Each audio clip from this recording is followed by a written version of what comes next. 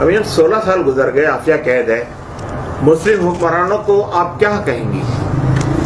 مسلم حکمرانوں سے میں ہے تو بہت کچھ کہنے کے لیے، لیکن ایک لفظ ہی کافی ہے۔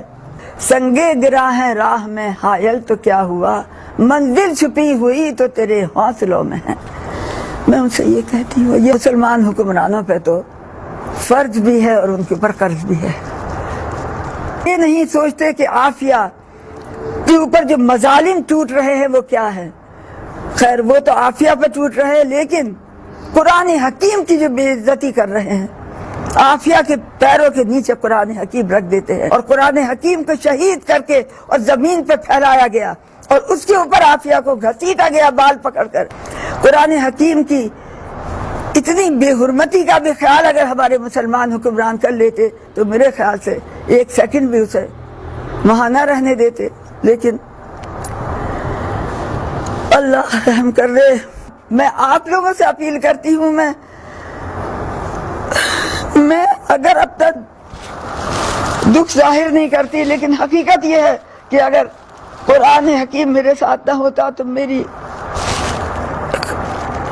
جسم کا ایک ذرہ اس خاک کا آپ کو نہ ملتا۔ آپ سے بس یہ کہتی ہوں کہ اس بچی کو میں نے جس محنت سے کچھ بنایا تھا، اس سے اس ملک کو فائدہ ہو جائے، اس جہان کو فائدہ ہو جائے۔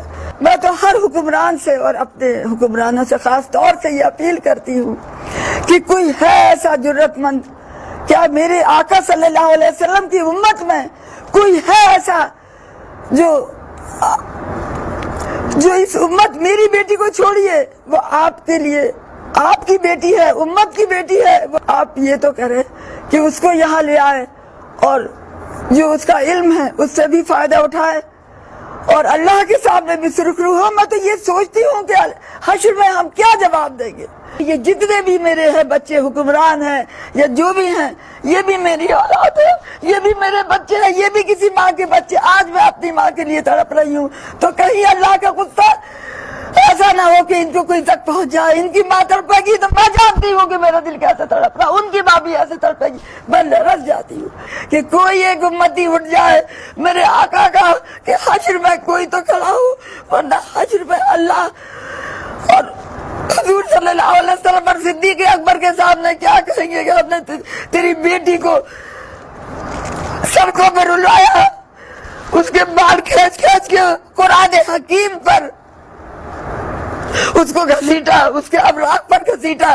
چلو میری نہ سنو، میری قرآن کی تو خدا را عزت کا خیال کر لو۔ میں آپ سے استدعا کرتی ہوں کہ اللہ کے واسطے اور قرآن کے واسطے کچھ خیال کرے، اس حافظ قرآن بچی کے اوپر رحم کرے جس کے سینے میں قرآن۔ ایک بھی امتی اٹھ جائے، آپ کے سب کو بھول گئے۔ میں لوگوں سے کہتی ہوں